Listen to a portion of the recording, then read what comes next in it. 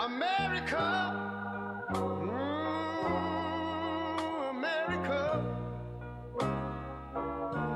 make God thy gold refined, till all success be nobleness, and ever again divine. And you know, when I was in school, we used to sing it something like this. Listen here. Oh, beautiful, far spacious skies. Sure. Hello, and welcome back to the Wayland Weekly Buzz. I'm your host, Susan Wagner. This week, our guest is Jeannie Downs, chair of the school committee, who will talk about the sharply escalating costs of the high school field complex renovation. We'll have that interview right after these town government committee reports and other news. It's been a slow week again, so this will be short. The Board of Library Trustees met last week and reviewed a number of items. First, the Massachusetts Board of Library Commissioners requires that each library in the state have a current long-range plan. The fiscal 18-20 plan is ending, and a new one must be submitted by this fall. The plan provides goals and guidance for future library services. The trustees welcome letters of interest from those willing to participate in a planning committee for this task. The trustees will also be holding community planning sessions and a survey to gather public input. As for the use of the library's space at 5 Concord Road, the head of Youth Services proposed that a teen-tween space be created. The trustees agreed that this is a sorely underserved group. Considering the limited space, it was decided that the upper west mezzanine be dedicated to this age cohort. Furniture, books, and other materials have been removed from this area, and the director is exploring furnishings that will be appropriate for teens. The space will be dedicated to teens during after-school, evening, and weekend hours. At other times, it will be open to adults. Third, the trustees are concerned that the proposed town manager's special act in its current draft form interferes with their authority to oversee library operations and supervision of its staff. The trustees welcome further discussions with the selectmen as this draft develops to ensure that the library's mission and the protections for the library remain intact. Next, the Energy and Climate Committee reports that they continue to work with Facilities Director Ben Keefe to install equipment at the middle school that will enable existing solar photovoltaic system to run the backup generator in situations where the electric grid is down. This resiliency project is supported by state grant funds as well as by the Metropolitan Area Planning Council. The committee is also in the final stages of completing projects supported by the current state Green Communities grant, which included updating streetlights to LEDs, improving lighting at municipal buildings, electrical vehicles for town use, and charging stations at the town building. In other news items, the town has received a Massachusetts Downtown Initiative grant for $15,000 to implement a wayfinding strategy for the Boston Post Road Route 20 corridor. According to Governor Charlie Baker, vibrant downtown districts that support housing, small businesses, and amenities help strengthen local communities by driving local economies and attracting talent. Through programs such as MDI, we've seen the impact a successful downtown district can have on cities and towns, and the importance of enhancing existing programming, as well as developing others to create new resources for municipal officials to utilize. And on another happy note, 17-year-old Wayland High School junior Kyle Chen will be among the 7 finalists in the Music Teacher National Association Senior Solo Piano Performance Competition. That is a mouthful. This competition is to be held in Spokane, Washington next month. That's it for our committee reports for this week. Now on to our interview.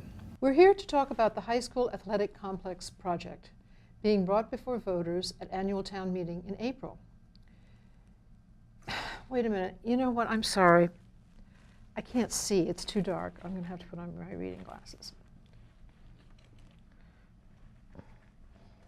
That's the problem. I should have made this a little bigger.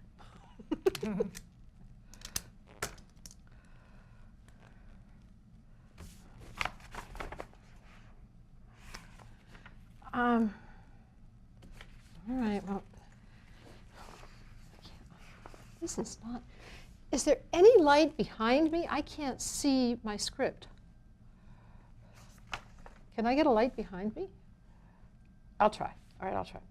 We're here to talk about the high school athletic complex project being brought before voters at annual town meeting in April. Joining me is Jeannie Downs, chair of the Wayland School Committee. This project was first presented at town meeting in November 2017 and has been subsequently brought to and withdrawn at 2 town meetings. The initial cost has increased significantly by about 35%, from $5.79 million to the present cost of $7.75 million. This is primarily due to an increase of about 60% for the stadium portion alone. Today we'll talk about what's driving this dramatic increase. Jeannie, welcome, and thank you for being here. Thanks for having me. First of all, for those not familiar with the project, could you explain what this article would involve? Sure. In 2011, when the high school was rebuilt, it did not include the athletics facilities at all. And so they are in the same state they were in the old high school. And this is a project to renovate those facilities. In 2016, Weston and Sampson, an outside consultant, was hired to come in and revamp the strategic master plan for the high school athletic complex. And what they found was the turf quality was poor, the track was in disrepair, the tennis courts were in disrepair, the stadiums weren't ADA compliant, the lighting was not efficient, the softball field wasn't regulation. And so now it's 2019, 3 years later, and we haven't done anything since that time. And so we're at a point where we're really at the end of the useful life of the turf field. We've got several tennis courts we can't play on. We don't use the track for varsity competitions because of the state that it's in. And we just need to renovate these facilities so that they're usable. Okay, well, assuming passage, could you explain what happens next? Yep. So the project actually the plans have been designed.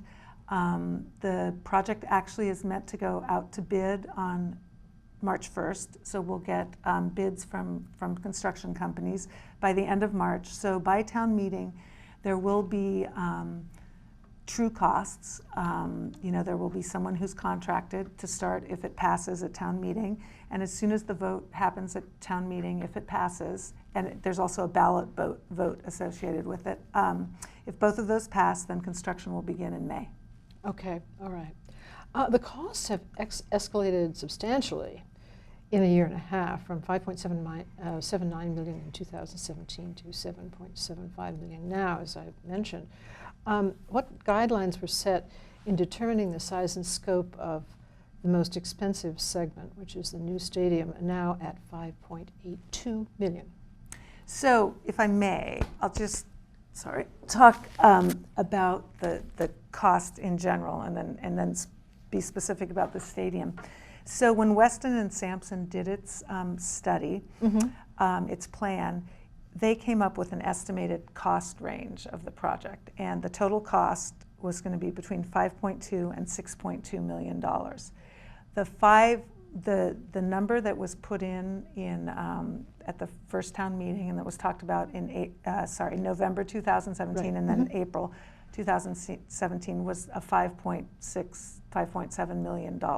So it was kind of towards the lower end of that estimate. $6.2 million was the upper end, and the estimate didn't include the bathrooms, which we found out we have to put in with the stadium, as well as a handicapped accessible ramp for the press box. So So that just kind of puts in perspective what the cost was. The $5 million number that you referred to was really an estimate. So then if you move forward to the stadium, what's driven the costs up in the stadium? Largely, it's due to the bathrooms that we're required to have. We did not think we would need to have those bathrooms. We thought that we could use the field house bathrooms, but it turns out that they're too far away, and that was not approved. So we have to build bathrooms. There's also some costs associated with the steel tariffs that have been put in place. Yes. And there's some escalation. If you removed some seats from the stadium, maybe you could get away with fewer bathrooms. Has that been discussed? It has been discussed at length. So it's a really interesting thing. So the stadium is not any bigger than it is now. It's 1,400 seats. Yeah, 1,400. 1,400. Okay. It's 1,400 is what it is now. 1,400 is All what right. the plan is. So the requirement is that and I won't bore you with the details, but basically you have to have one bathroom for every 30 females and one bathroom for every 60 males. All right. So if you take 1,400 and you assume half of them are female and half males, you come up with about 24 female bathrooms and about 12 male bathrooms. But then we got a variance from the State Plumbing Board to only have to do 50% because it's not a facility that's used all the time. So in the end, we need to build 12 female bathrooms and 6 male bathrooms. We looked at reducing the seating, reducing the bathrooms, and there are kind of two factors involved. First of all, the way it's designed is we need some storage, and the storage is designed to be under the stadium right now. So if we took away those seats, we'd have to find other places for the storage and build something. And then if we took away, say, 300 seats, we might be able to reduce it by 2 to 3 bathrooms, if you do the math. And we already have to build the structure anyway, and so reducing, the 12 plus 6, the 18 bathrooms by 2 or 3, it's not going to save that much money. And so in the end, it was determined to keep the stadium seating at 1,400. Do we normally fill 1,400 seats? Well, that's a great question. Graduation and the Weston football game, yes. Okay. The other games, no, unless they're playoff games. So, other than the graduation, the playoff games and the Weston Thanksgiving game, what do you know what the average attendance I don't. You don't? That's a great question, but I don't know. Okay. Sorry. All right. Okay. You mentioned the steel embargo, or the tariffs, I should say. If the tariffs are discontinued before you start construction, will that affect the cost at all? So if the tariffs go away before the contract is signed for the project, yes, that would affect it. But once the contract is signed, those are the costs. So and it goes with anything, whether a cost goes up or down, that's what you pay. And did you say when the contract would be signed?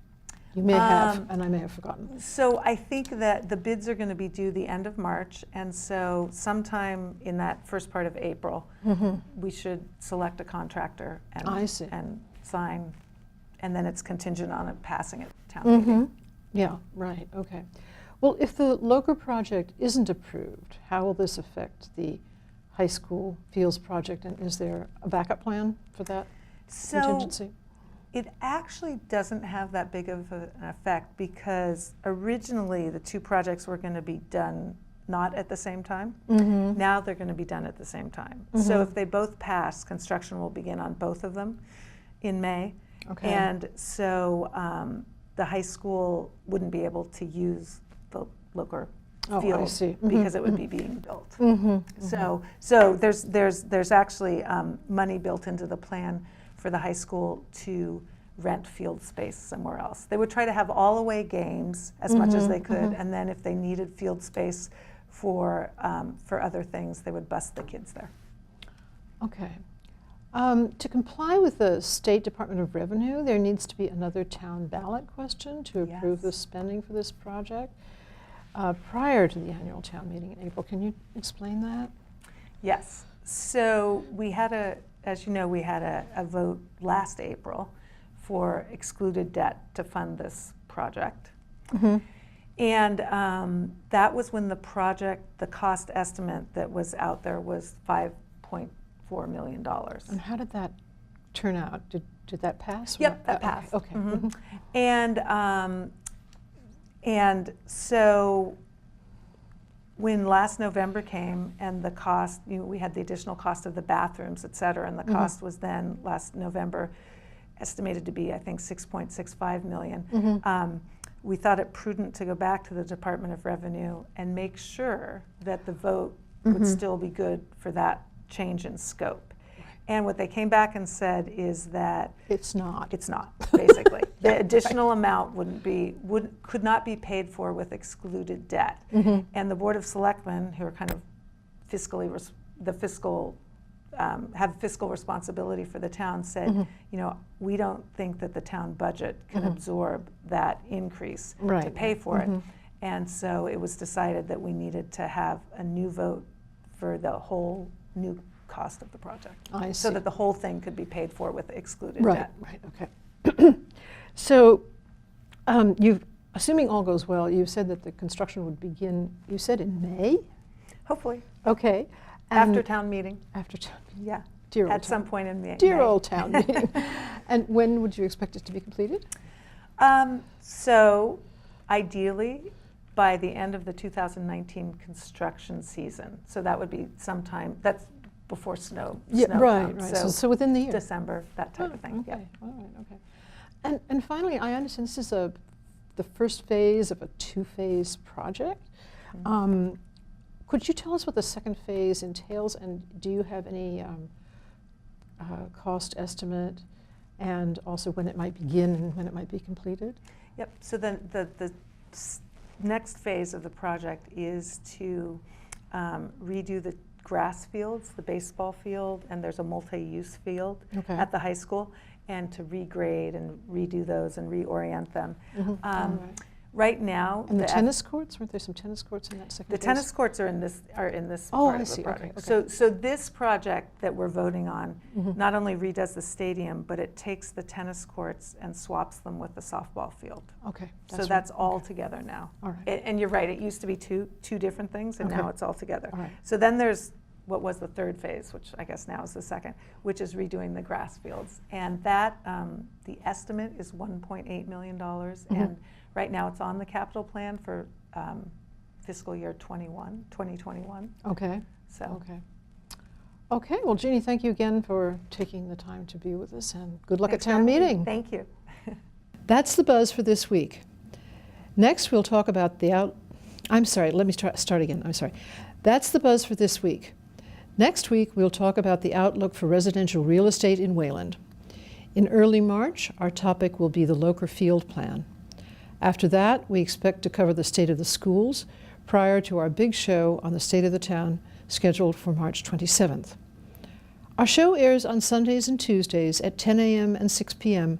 on your public cable channel, Comcast Channel 8 and Verizon Channel 37, and online on demand anytime at our website, wacam.tv/buzz. Thanks to our all-volunteer crew for making the show possible. Meantime, and remember, if you have a Wayland issue you'd like discussed on the Buzz, call us, email us, or use the contact form on our website. Tell us what's on your mind and what you think about the show. Thanks for watching, and tell your friends to tune in too. What's the buzz? Tell me what's happening. What's the buzz? Tell me what's happening. What's the buzz? Tell me what's happening. What's the buzz? Tell me what's happening. What's the buzz? Tell me what's happening. What's the buzz? Tell me what's happening. What's the buzz? Tell me what's happening. What's the buzz? Tell me what's happening. Why should you want to know?